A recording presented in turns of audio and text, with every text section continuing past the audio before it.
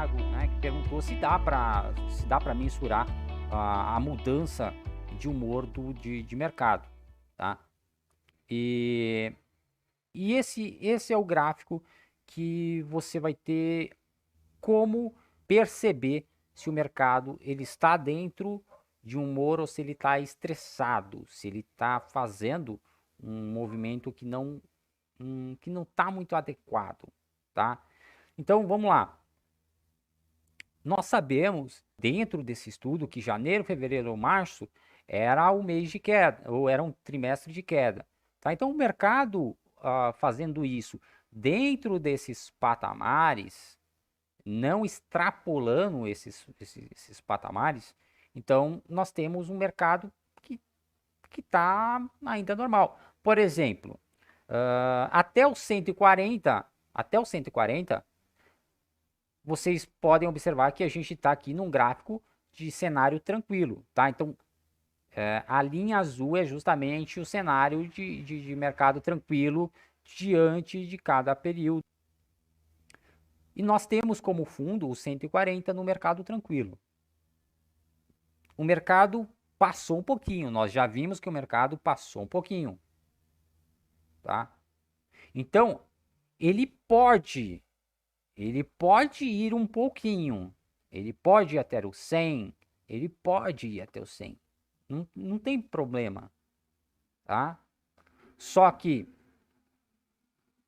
no momento que ele começar a extrapolar isso, primeiro que nós temos números operacionais para isso, nós temos números operacionais, que é os patamares operacionais. Então, lembrando que esse gráfico aqui é para a gente olhar o contexto, então é mais ou menos para sentir como o mercado está funcionando, tá? Então, o mercado indo até o 140, ele está totalmente normal. Ele indo um pouquinho abaixo do 140, então nós conseguimos já olhar que um dos números, né, um dos números aqui de estresse no primeiro trimestre é o 5039, tá?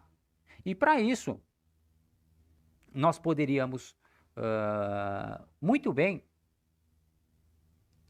olhar o nosso patamar operacional, tá? Então, por exemplo, dentro de um patamar operacional, eu já sei que o mercado está fora do meu patamar operacional. Então, tudo que eu fizer aqui, ele primeiro que ele já está fora do meu plano, tá? O mercado está fora do meu plano. E agora eu tenho que tomar cuidado.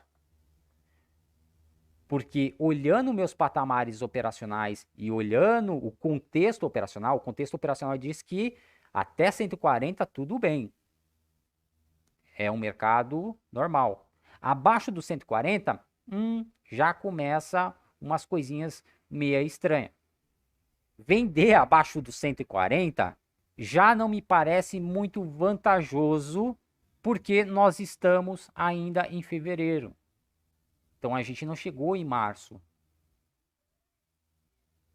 tá? Então nós não conseguimos ainda olhar para o mercado normal, mesmo que ele comece a trabalhar entre 140 e 160, né? A gente não consegue trabalhar muito tranquilo porque supostamente ele está na nossa mínima dos patamares operacionais. Não só a mudança de humor do mercado, ele pode estar mudando porque ele está exagerando um pouquinho, ele pode estar em uma transição para mercado estressado. E repare que o mercado estressado também é para baixo, tá? A gente não está falando só de mercado estressado para cima. Então, parece que o mercado para baixo é muito bom para o Brasil, vírgula. Na hora certa, sim. Se ele especular demais, e aí eu vou usar uma palavra que é muito muito usada no mercado, especular no sentido maléfico, né? Se tiver muitas apostas para baixo, pode ser que o comprador pode fazer uma bagunça. A galera começa a se empolgar, achar que o Brasil vai virar Suíça. como nós já dissemos, existe sim a possibilidade. Existe sim a possibilidade do mercado cair bastante. O problema é que nesse patamar, as grandes apostas começam a se revelar. E que seja por um lado ou para o outro, se alguém se ferrar, vai ser muito grande. Tá? E quando existem grupos que se ferram grandão, tá? O movimento pode ser também grandão. E é com isso que a gente conta. Por exemplo, a gente sabe que tem eleição. Existe a possibilidade da galera que vendeu o ano passado empurrar e bater até 4.770, 4.669. Existe essa possibilidade. Só que qual a probabilidade disso olhando toda a conjuntura do Brasil? Tá? É com isso. Então, vender dólar agora não parece muito o jeito mais inteligente. Qual seria o jeito mais inteligente de você operar dólar agora?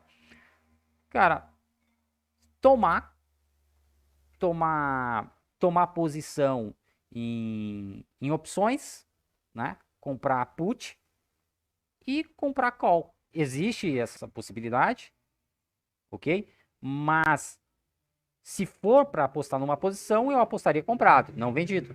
E com isso a gente consegue olhar o gráfico, os gráficos, para tentar enxergar isso, tá? E aí a gente tem que procurar os gráficos operacionais para isso. Então vamos olhar, vamos esquecer o contexto e vamos olhar os números que a gente acabou de olhar, tá?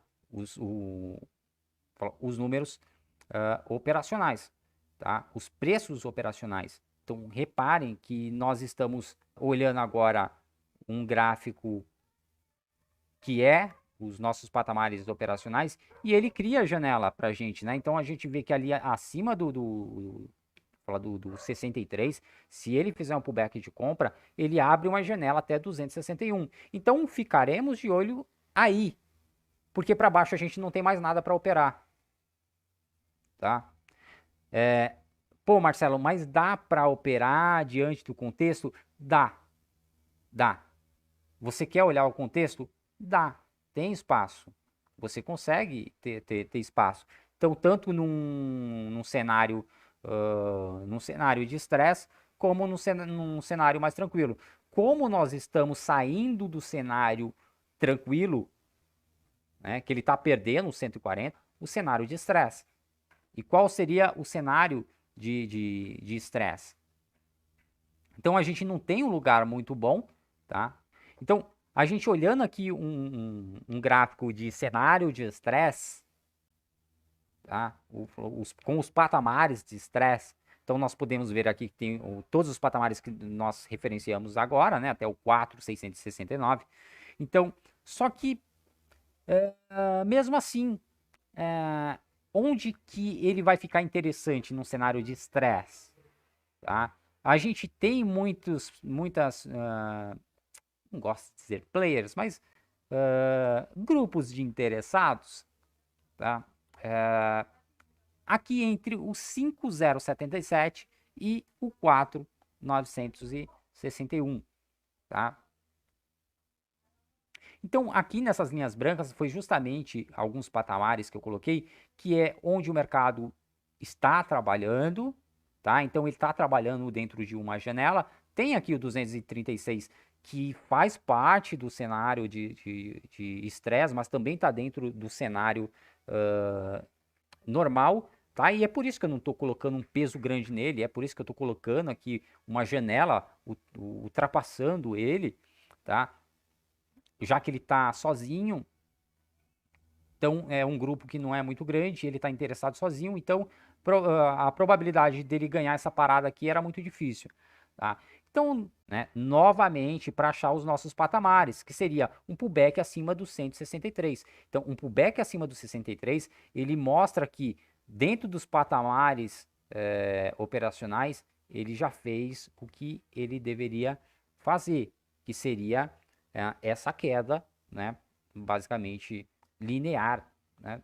Então, bem com os 3 meses aí do primeiro trimestre seguindo a tendência de queda, tá? Então, para medir isso, a gente vem aqui naqueles patamares, né, nos nossos valores, nos nossos patamares operacionais e olhamos. Olha, tá, ó, o 153 tem aqui? Tem. Beleza, ele tá perdendo? Tá. E qual seria o limite disso? O 5028. Se o mercado começar a perder em março ou até março, né? Então, o 5028, amigo, tem alguma coisa errada.